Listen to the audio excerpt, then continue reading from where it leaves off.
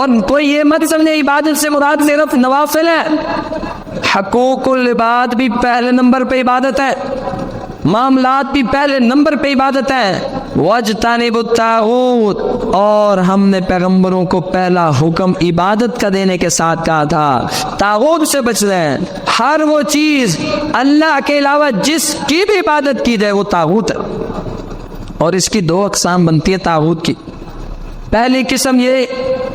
کچھ لوگ خود کہتے ہیں کہ ہماری عبادت کرو، ہم سے اولاد مانگو، ہم سے نفع اور نقصان مانگو، وہ تو خود شیطان اور طاغوت ہے، اللہ کے دشمن ہے۔ کچھ اللہ کے نیک بندے جیسے حضرت عیسیٰ علیہ السلام، اللہ کے پیارے پیغمبر جناب محمد صلی اللہ علیہ وسلم، یہ اللہ کی، اور فرشتے جن کو عیسائیوں نے اللہ کی بیٹیاں کہا، عیسیٰ علیہ السلام کو اللہ کا بیٹا کہا، نبی علیہ السلام کو